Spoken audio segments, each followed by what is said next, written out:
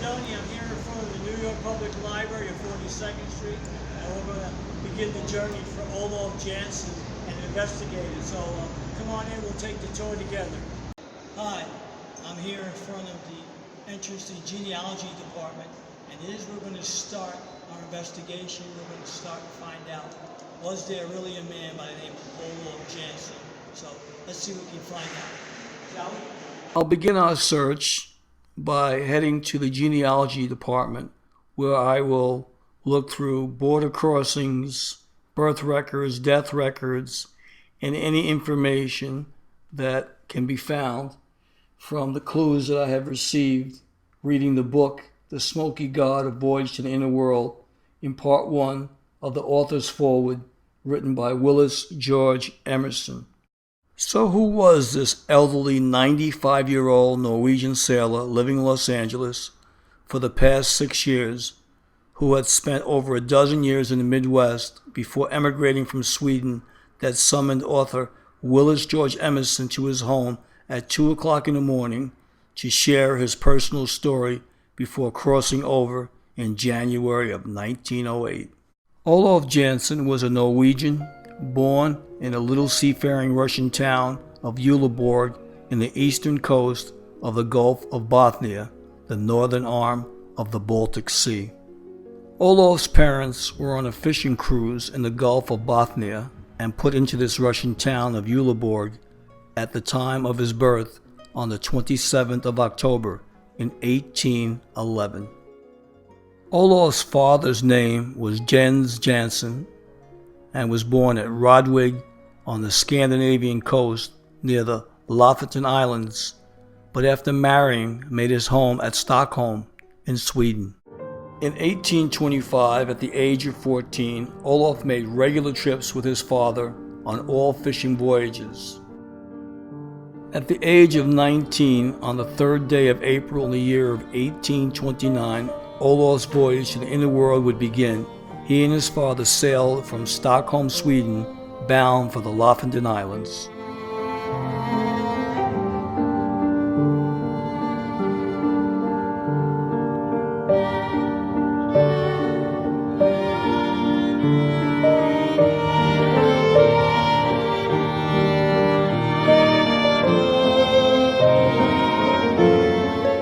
As luck would have it, the lure of the Northern Lights, the Aurora Borealis, caused Olaf and his father to chart a course towards the North Pole.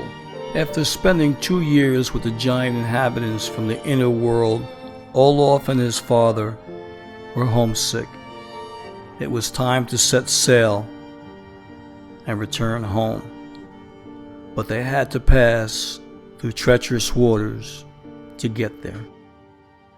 It was during the return trip that the sloop capsized, and Olaf's father, Jens, was swallowed up by the sea. Not long after, Olaf was picked up by a whaling ship named the Arlington, commanded by Captain Angus McPherson.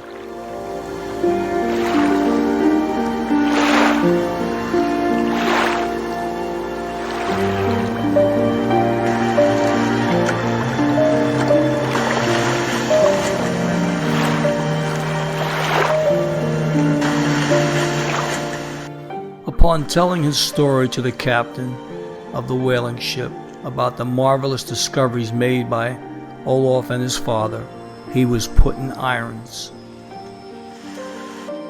Returning to Sweden, he had been absent 4 years and 8 months. The year now was 1835. He was told his mother had died the previous year.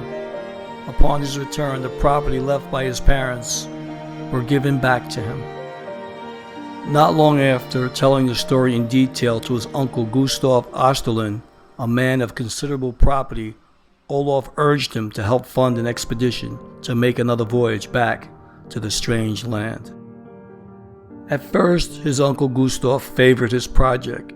Gustav seemed interested and invited Olaf to go before certain officials and explain to them, as he had to Gustav, the story of his travels and discoveries. Could you imagine Olaf's horror and disappointment upon the conclusion of his narrative that papers were signed by his uncle Gustav, and without warning, Olaf found himself arrested and confined to a madhouse where he remained for 28 long years of suffering. Finally, on the 17th day of October in the year of 1862, at the age of 51 years old, Olaf was released.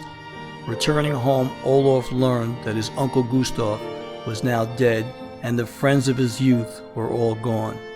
Olaf, faced with the reality of being a middle-aged man with the only known record of his existence, was that of a madman.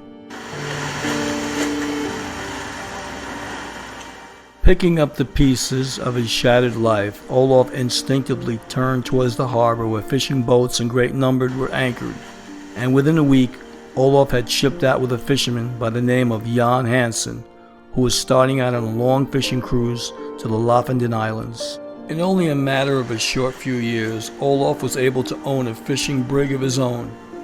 For 27 years, Olaf followed the sea as a fisherman, 5 years working for others, and the last 22 years for himself. In the year 1889, Olaf sold his fishing boats and found that he had accumulated a fortune quite sufficient to allow him to retire and spend the remaining years of his life in America. For a dozen years, Olaf made his home in Chicago, Illinois.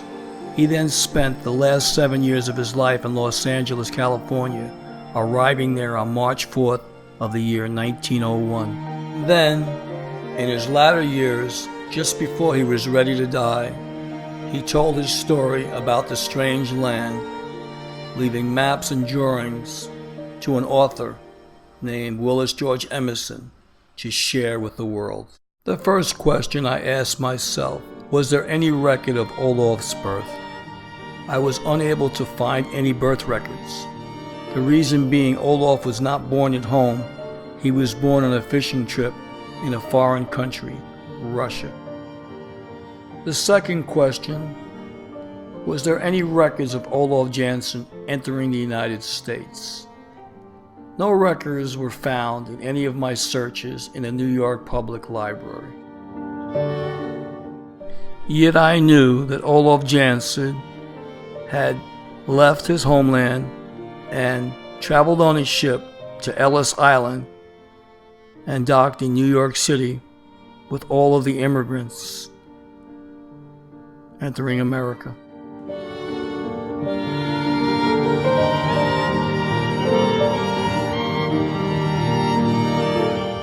The third question I asked of myself, was there any records of Olaf Jansen being in Chicago, Illinois?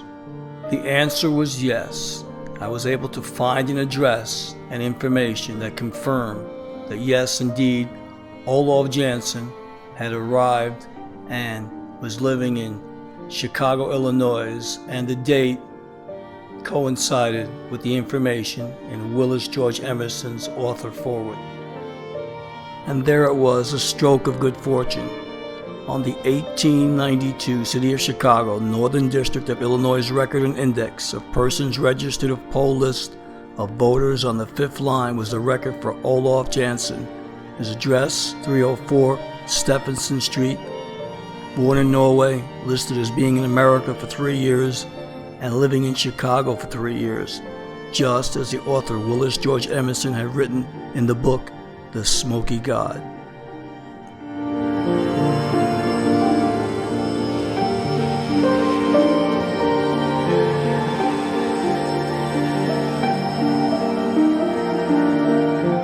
Then search for the 1890 census to see if Olaf Jansen could be found on the 1890 census.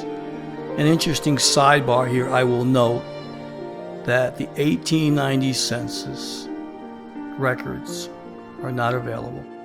I then asked myself, why were the 1890 census records unavailable?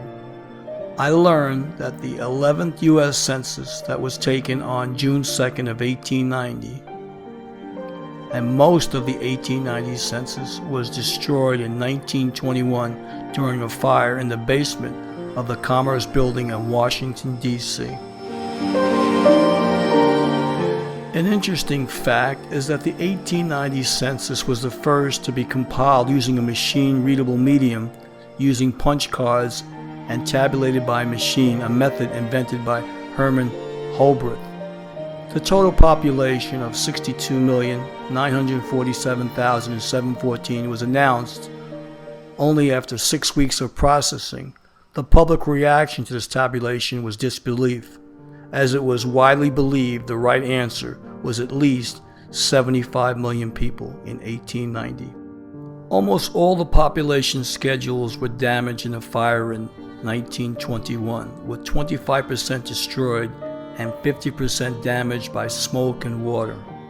In December of 1932, according to standard federal record-keeping procedure at the time, the chief clerk of the Bureau of the Census sent the Librarian of Congress a list of papers to be destroyed, including the original 1890 census schedules. The librarian was asked by the Bureau to identify any records which should be retained for historical purposes, but the librarian did not accept the census records. Congress authorized destruction of that list of records on February 21, 1933, and thus the 1890 census remains were destroyed by government order by 1934 and 1935. Why would Congress order the 1890 census records to be destroyed if there was at least 25% or more of the census available? If my estimation is correct, that would mean that at least 25 million records were destroyed. What was the government trying to hide by the destruction of the census? And all of this was done during the infamous first 100 days of Franklin Delano Roosevelt's first term in office. Then I asked myself the question, was there any record of Olaf Jansen living in Los Angeles as claimed by author Willis George Emerson? The answer was yes. I found an address in the Los Angeles City Directory dated in the year of 1908. Halfway down the right page was the name of Olaf Jansen, listed living at 331 West 45th Street in California, just as author Willis George Emerson had claimed in the book.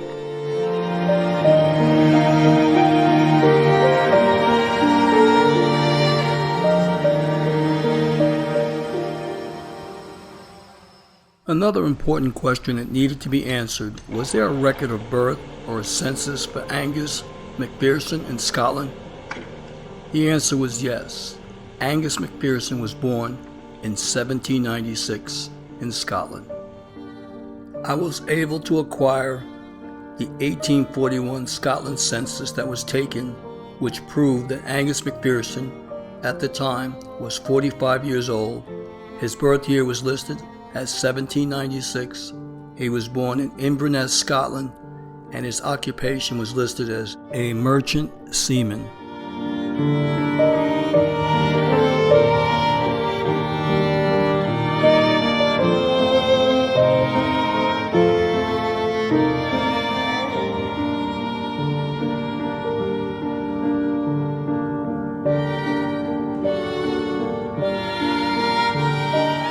As I look back on this research, it never would have been possible had I not become fascinated by the story told by Norwegian sailor Olaf Jansen, and decided to take the time to narrate the book and upload the video to my YouTube channel. And it was fortunate for me that I was contacted by a man named Chris Baird, a fellow Hollow Earth researcher, who insisted that I try to research the life of Olaf Jansen and try to figure out if the man truly existed, or was Olaf Jansen, the man of the story, a figment of author Willis George Emerson's imagination.